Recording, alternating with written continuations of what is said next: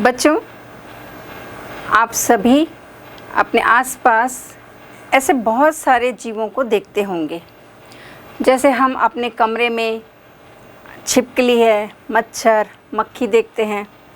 यदि घर से बाहर निकले मैदान में तो हमें गाय, भैंस, कुत्ता, बिल्ली, घोड़ा, गधा ये सब नज़र आते हैं। और ऐसे भी कुछ जीवों के बारे में आप जानते हैं कि जैसे लार्जेस्ट एनिमल जो है वो ब्लू व्हेल है, डॉल्फिन है, और ऐसे बहुत सारे जीव जो हमारे इस वर्ल्ड में यानी इस दुनिया में पाए जाते हैं, इस एटमॉस्फेयर में पाए जाते हैं। बहुत से जीवों के बारे में आप जानते होंगे और बहुत से जीवों के बारे में आप नहीं भी जानते होंगे। कुछ ऐसे भी जीव हैं जो यहाँ पर अदृश्य हैं, इनविजिबल हैं, मतलब कि वो सूक्ष्म जीव हैं, यानी माइक्रोस्कोपिक जीव हैं, जिनको हम माइक्रोस्कोप की मदद से देख सकते हैं। तो सजीव, चाहे वो सूक्ष्म जीव हो, चाहे डॉल्फिन या ब्लू व्हेल जैसे बड़े जीव हों, या हाथी, घोड़ा, या हम खुद स्वयं भी, सभी सजीव जो हैं वो कोशिका से मिलकर बने होते हैं। आपने कोशिका के बारे में पिछली कक्षाओं में पढ़ा होगा, कोशिका की संरचना के बारे में जाना होगा, उसके कोशिकांगों के बारे में जाना होगा, और आप इस कक्षा में भी यानी 11वीं में भी कोशिका के बारे में विस्तृत से जानकारी जो है अगले अध्यायों में आप लेंगे। तो मुख्य बात जो हम यहाँ कहना चाह रहे हैं कि सारे सजीव, चाहे वो एक कोशिकीय हों, चाहे वो बहुकोशिकीय हों या सूक्ष्म जीव हों, हर एक का शरीर जो है वो कोशिका से मिलकर बना होता है। अब हमने कुछ किंगडम के बारे में भी जानते हैं। जैसे यदि ये मोनेरा किंगडम की बात करें या प्रोटिस्टा किंगडम की बात करें, तो मोनेरा का एग्जाम्पल जो है वो बैक्टीरिया है, जीवाणु है।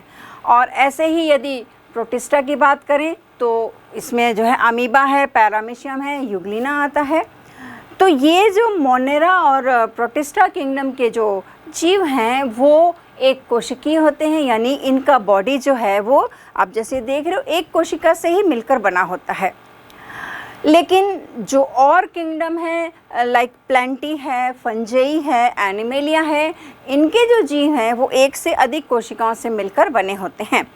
तो जो एक कोशिका से बने होते हैं उनको हम एक कोशिकीय जीव कहते हैं, और जो बहुकोशिका यानी कि एक से ज़्यादा कोशिकाओं से बने हुए हैं, ये कुछ एग्जाम्पल आप देखते हो, तो ये जो हैं बहुकोशिकीय जीव कहलाते हैं। और ये जो बहुकोशिकीय जो आप जीव देख रहे हो, ये बहुकोशिकीयता यानी मल्टी सेलुलरिटी जो है ये इनका कैरेक्टर है, यानी फीचर है, यानी लक्षण है। तो ये सब आपने बातें जानी कि सारे सजीवों का जो शरीर है वो कोशिका से मिलकर बना होता है। अब एक बात और गौर करते हैं हम, सारे सजीवों की यदि हम बात करते हैं तो हम कुछ मुख्य लक्षणों के बारे में हमारा ध्यान जाता है। वो क्या है? जैसे हम जानते हैं कि सारे सजीवों में जो प्रक्रिया है वो बहुत सारी होती हैं, जैसे पोषण की है, रेस्पिरेशन की है, सर्कुलेशन की है, ग्रोथ है, ग्रोथ एंड डेवलपमेंट है, प्रजनन की प्रक्रिया है। तो ये सारी प्रक्रियाएं सजीवों में वो पाई जाती हैं। तो गौर करने वाली बात ये है कि जो एक कोशिकीय जीव हैं और बहुकोशिकीय जीव जो हैं उनमें ये जो प्रक्रिया है वो किस तरीके से होती होगी।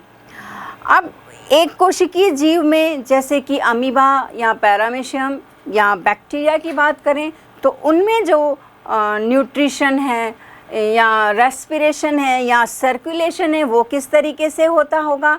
तो कुछ एग्जाम्पल्स के ज़रिए हम इसको समझने का प्रयास करते हैं। जैसे कि अगर हम अमीबा में देखें, यदि अमीबा में देखें तो ये फूड किस तरीके से लेता है, तो इसमें स्यूडोपोडिया होता है। वो स्यूडोपोडिया के थ्रू उसके जहाँ फूड पार्टिकल्स होता है, आप ये देख रहे हो फूड पार्टिकल्स की ओर कैसे वो स्यूडोपोडिया बना रहा है, उस ओर वो आगे बढ़ता है और लेता है।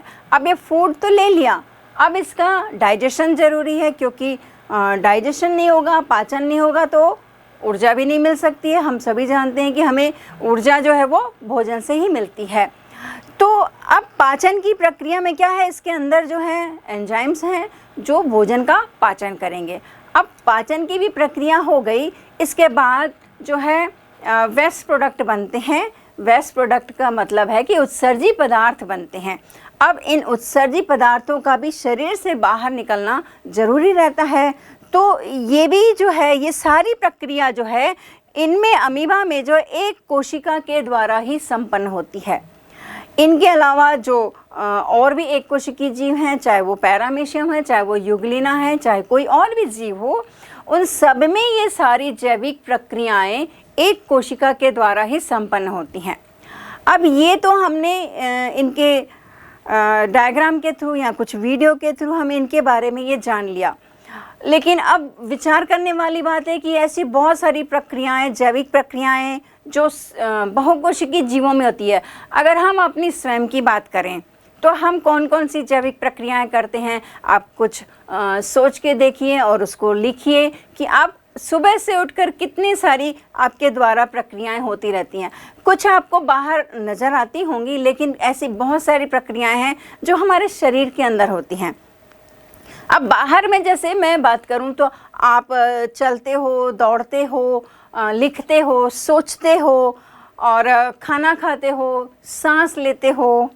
आपकी बॉडी में जो अंदर में जो है वो भी ऐसी कई सारी प्रक्रियाएं हो रही हैं। तो ये बाहरी वाली तो आप देख पा रहे हो, ऐसी बहुत सारी प्रक्रियाएं हो रही हैं, लेकिन अंदर में भी हम जान रहे हैं। जैसे फेफड़े, लंग्स को जानते हो आप, फूलते और सिकुड़ते हैं। हार्ट पंपिंग होता है। बहुत सारे आपको संवेदनाओं का एहसास होता है। मान लो कांटा चुभ गया है या तेज़ रोशनी आँखों के सामने आ गई है तो आँखें छोटी हो जाती हैं, कांटा चुभ जाता है तो हमारा हाथ वहाँ से हट जाता है। तो ये बहुत सारी जो जैविक प्रक्रियाएं हैं। अब ये मल्टी सेलुलर ऑर्गेनिज्म में यानी बहुकोशिकीय जो जीव हैं उनमें किस तरीके से होती है, ये बहुत महत्वपूर्ण बात है। तो जो भी प्रक्रियाएं ये किसी बहुकोशिकीय जीव में यदि होती हैं तो ये जो है एक कोशिका, हम जैसे बात की है कि सभी सजीवों का शरीर जो है कोशिकाओं से मिलकर बना होता है। तो अमीबा तो एक कोशिकीय जीव है, लेकिन यदि हम ब्लू व्हेल की बात करें जो लार्जेस्ट एनिमल है तो उनमें कितनी कोशिकाएं होंगी, आप विचार करके देखिए, अरबों खरबों कोशिकाएं होंगी। तो ऐसे ही हमारे भी शरीर में बहुत सारी इनडेफिनेट मतलब इनफाइनाइट नंबर कह सकते हैं वो कोशिकाएं हैं। तो अब कौन सी कोशिका क्या काम करेगी, क्या काम करेगी का मतलब, जैसे हमने अभी बात की कि आंखें हमारा देखने का काम करती हैं, कान सुनने का काम करते हैं, दांत चबाने का काम करते हैं, पैरों से हम चलते हैं, हार्ट जो है पंपिंग कर रहा है ब्लड का, और लंग्स जो है वहाँ पर गैसीय आदान प्रदान हो रहा है। तो कौन सी कोशिकाएं क्या काम करेंगी, ये महत्वपूर्ण बात है। तो यही सारी बातें जो हैं हम कक्षा 11वीं के एक अध्याय प्राणियों का संरचनात्मक संगठन यानी स्ट्रक्चरल ऑर्गेनाइजेशन इन एनिमल्स के अंतर्गत हम पढ़ेंगे। तो कोशिकाएं जो हैं वो समूह में काम करती हैं जिसको ग्रुप ऑफ सेल्स कहते हैं। और ये ग्रुप ऑफ सेल्स जो है वही ग्रुप ऑफ सेल्स जो एक पर्टिकुलर काम करता है और विशेष काम करता है और विशेष कार्य करने के लिए ही ये डिफरेंशिएटेड होता है। जैसे आँख देखने का काम कर रही है, कान सुनने का काम कर रहा है, तो वो जो ग्रुप ऑफ सेल्स है वो ग्रुप ऑफ सेल्स पर्टिकुलर विशिष्ट काम कर रहा है। और ये जो अलग अलग काम अलग अलग कोशिकाओं के समूह के द्वारा होता है, इसको जो है डिवीज़न ऑफ लेबर कहते हैं, यानी श्रम का विभाजन कहते हैं। जैसे हम ग्रुप में रहते हैं या हम जैसे क्लास में हैं, तो क्लास में हम क्या करते हैं कि मान लो 5-6 काम है तो हम क्या करते हैं, ग्रुप में बांट देते हैं। सारे लोग सारा काम करेंगे तो मुश्किल हो जाएगी या प्रॉपरली बैलेंस तरीके से काम नहीं होगा। तो इसी तरीके से हमारे शरीर में भी ऐसा ही मामला है कि कुछ कोशिकाएं जो हैं ग्रुप में रहती हैं और वो एक पर्टिकुलर विशिष्ट काम करती हैं। तो ये जो काम हो रहा है इसको जो है डिवीज़न ऑफ लेबर कहते हैं। इस तरीके के क्वेश्चन आपको आते भी हैं कि what is the division of labour, या श्रम का विभाजन किसे कहते हैं। तो ये विशिष्ट कार्य के लिए यदि ये भिन्नित हो गई हैं तो इसको डिवीज़न ऑफ लेबर कह रहे हैं। फिर हम ये बात करते हैं कुछ एग्जाम्पल्स के थ्रू, जैसे ब्लड सेल्स हैं। आप जानते हो ब्लड सेल्स यानी लाल रक्त कोशिकाएं, आपने आरबीसी डब्ल्यूबीसी का नाम सुना होगा। तो ये आरबीसी जैसे वो क्या काम करती है, तो उसका काम क्या है, परिवहन का काम है। ऐसे ही मसल सेल्स हैं यानी पेशी कोशिकाएं हैं, इनका क्या काम है, ये मूवमेंट का काम करती है। अभी जैसे मैं हाथ भी हिला रही हूँ, हम पैर हिलाते हैं, जो ये तो बाहरी आपको दिखता है, तो ये जो मूवमेंट हो रहा है, जो गति हो रही है, ये गति किसके कारण हो रही है, पेशी कोशिकाएं हैं यहाँ पर। वो पेशी कोशिकाएं ही क्या करती हैं, गति या मूवमेंट का काम करती हैं। और यदि हम जनन कोशिकाओं की बात करें तो जनन कोशिकाओं का क्या काम है, जनन का यानी प्रजनन का काम है। ऐसे ही तंत्रिका कोशिका के बारे में आपने जाना होगा, तो तंत्रिका कोशिका का क्या काम है, तंत्रिका कोशिकाएं जो हैं वो सूचनाओं का आवागमन करती हैं। सूचनाओं का आवागमन का मतलब है, जैसे आप मेरी बात सुन रहे हैं तो आप किसके द्वारा सुन रहे हैं, अभी तो आप वीडियो के द्वारा देख रहे हैं, लेकिन आप जब आपस में बात करते हैं तो आपस में बात करते हैं तो वो सुनने का जो माध्यम है वो हवा के द्वारा, वो जो आवाज़ है वो आपके कानों तक पहुंचती है, और कानों के द्वारा जो है आप जो भी बात है वो ब्रेन तक जाती है। तो ये सूचनाओं का आवागमन है। आप देखने का काम करो, ऐसे बहुत सारी प्रक्रियाएं हैं जो होती रहती हैं। वो तंत्रिकाएं जो हैं वो सूचनाओं के आदान प्रदान का काम करती हैं। तो ये जो पर्टिकुलर एक काम सेल्स के द्वारा किया जा रहा है, ये जो है वो टिश्यू कहलाता है यानी ऊतक कहलाता है। तो ऊतक क्या है, ऊतक क्या की हिस्ट्री क्या है, उसका इतिहास क्या है, और ऊतक के कौन कौन से प्रकार हैं, ऊतक के क्या काम हैं, तो ये सब बातें जो हैं हम इस अध्याय के अंतर्गत करेंगे। तो अगर यदि हम बेसिकली यदि ऊतक की बात करें तो व्हाट इज़ टिश्यू, तो टिश्यू जो है वो जो ग्रुप ऑफ सेल्स है यानी एक समान कार्य करने वाली कोशिकाएं, जिनका क्या होना चाहिए, ओरिजिन भी समान होना चाहिए, उनका स्ट्रक्चर समान होना चाहिए, और उनका जो डेवलपमेंट है वो समान होना चाहिए, और फिर मुख्य बात उनका कार्य में समानता है, यानी वो सभी जो कोशिकाएं हैं वो एक ही तरीके का कार्य संपन्न कर रही हैं। तो वो जो ग्रुप ऑफ सेल्स हैं वो टिश्यू कहलाता है। तो बच्चों, हमने देखा कि समान कार्य करने वाले कोशिकाओं का जो समूह है वो ऊतक कहलाता है, और ये जो कोशिकाएं जो हैं वो साइज एंड शेप में समान होती हैं, ये एक विशिष्ट कार्य करती हैं, और दूसरी जो ग्रुप ऑफ सेल्स हैं उससे वो अलग होती हैं। यानी एक ग्रुप ऑफ सेल्स एक काम करेगा, दूसरा ग्रुप ऑफ सेल्स जो है वो दूसरा काम करेगा। और ये जो है ये कोशिकाओं के समूह से जो है वो विभिन्नता प्रदर्शित करती है। मतलब एक ग्रुप ऑफ सेल्स जो है दूसरे ग्रुप ऑफ सेल्स से विभिन्न होगा, वेरिएशन होगा उसके साइज में, शेप में, डेवलपमेंट में, ओरिजिन में एंड फंक्शन में। तो ये विभिन्नता प्रदर्शित करती है। और मुख्य बात जो है वो जंतुओं के जो ऊतक हैं इनके कोशिकाओं में एक विशिष्ट प्रकार का पदार्थ का निर्माण होता है जो इन्हें यानी सेल्स को आपस में जोड़ने का काम करता है, और ये एक्स्ट्रा सेलुलर फ्लूइड या एक्स्ट्रा सेलुलर सब्सटेंस कहलाता है, और ये विशिष्टता होती है। और यही चीज़ जो है ये इनके व्यक्तिगत आइडेंटिफिकेशन की रहती है, यानी इसी चीज़ से इनको जो है ये पहचान मिलती है। लेकिन कुछ ऐसे भी टिश्यू हैं जैसे कि एपिथेलियल टिश्यू है, इनमें ये इंट्रासेलुलर सब्सटेंस जो है वो नहीं पाया जाता है।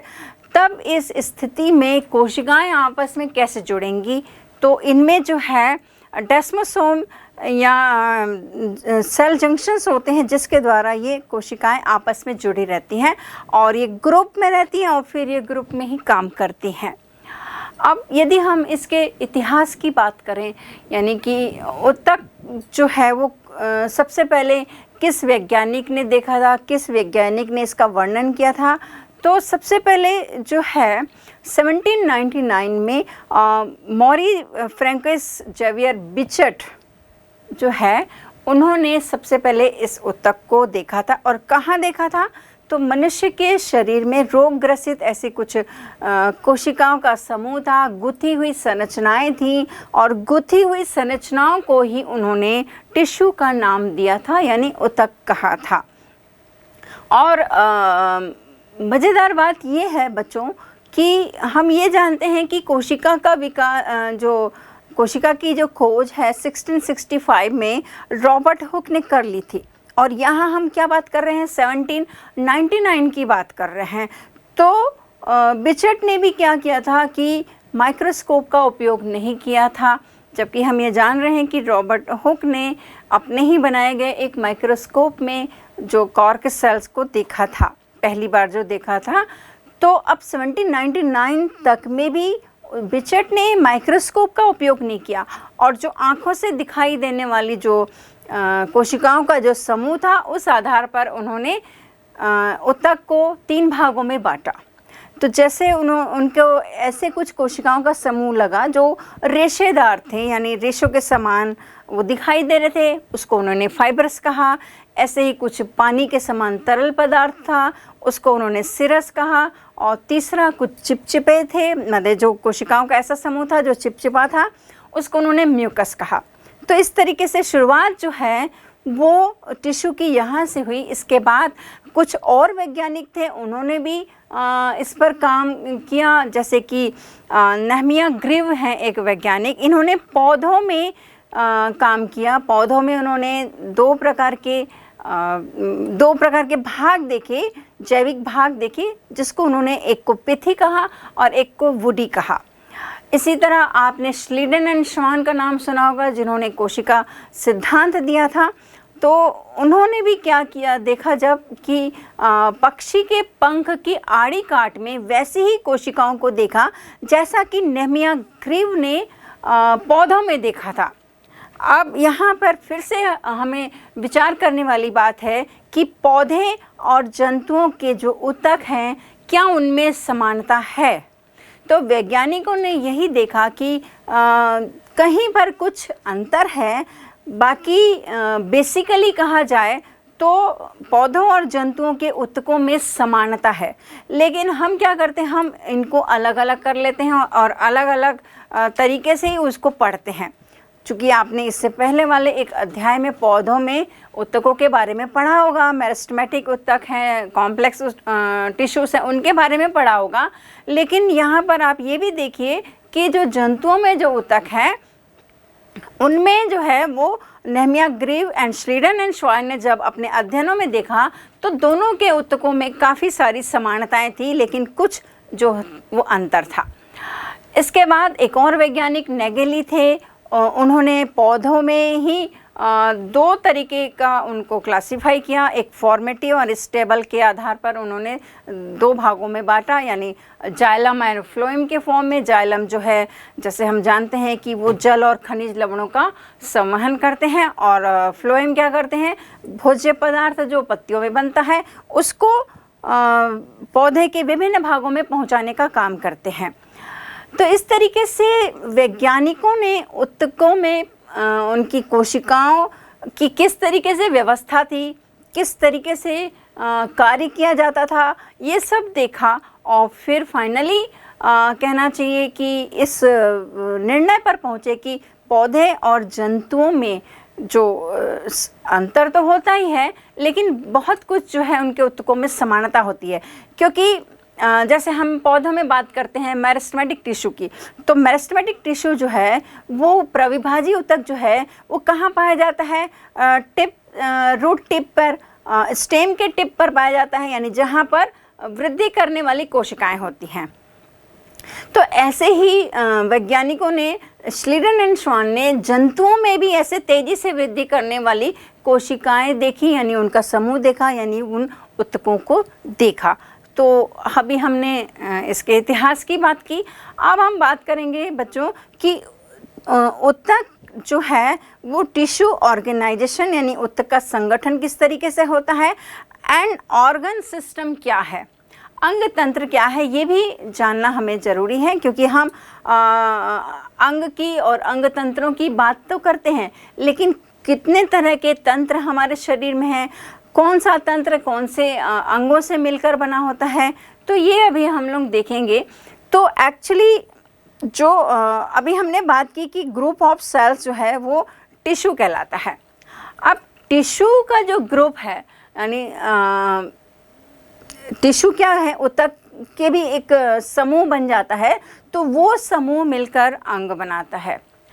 अब वो जो ग्रुप ऑफ टिश्यू है वो क्या काम करेगा, समान काम करेगा, वो अंग बनाएगा। अब कुछ अंग मिलकर यानी अंगों का कुछ समूह है वो मिलकर एक विशेष कार्य को संपादित करते हैं, तो वो बन जाता है अंग तंत्र यानी ऑर्गन सिस्टम बन जाता है। अभी हम अंग तंत्र कितने हैं उसके बारे में हम चर्चा करेंगे। तो सभी अंग जो हैं एक या विभिन्न प्रकार के ऊतक से मिलकर बने होते हैं, और ये अंग का समूह जो है वो अंग तंत्र बनाता है। अब बेसिकली यदि हम देखें कि हम जो ह्यूमन बीइंग है उसका संगठन किस तरीके से होता है, उसकी शुरुआत किस तरीके से होती है, तो सबसे पहले जो है वो कोशिका आता है, क्योंकि वो सबसे छोटी स्मॉलेस्ट यूनिट है। अब ये जो कोशिका है, ये कोशिका का जो समूह है वो क्या बना रहा है, वो ऊतक बना रहा है। अब ऊतक का समूह जो है वो क्या बना रहा है, अंग बना रहा है, और अंगों का समूह जो है वो अंग तंत्र बनाएगा, और अंग तंत्र से एक शरीर यानी एक जीव का निर्माण होता है। ये हम जानते हैं कि पौधे और जंतुओं में यदि देखा जाए तो पौधे का जो बॉडी सिस्टम होता है वो सरल प्रकार का होता है, कंपैरेटिवली जंतुओं के यानी एनिमल्स का यानी जंतुओं का जो स्ट्रक्चर है वो जटिलता लिए रहता है। तो यहाँ पर जो अंग तंत्र की बात करेंगे या टिश्यू की बात करेंगे या अंगों की बात करेंगे, तो यहाँ पर जो उनकी संरचना में क्या है वो जटिलता पाई जाती है। तो इस तरीके से यदि हम देखें तो कोशिका जो संगठन है वो कोशिका से शुरू होता है, और कोशिका भी हम जानते हैं उसमें ऑर्गेनेल्स होते हैं, और उसमें ऐसे बहुत सारे केमिकल माने रासायनिक पदार्थ होते हैं, कार्बोहाइड्रेट है, प्रोटीन, अमीनो एसिड है, पानी है, गैसेस हैं।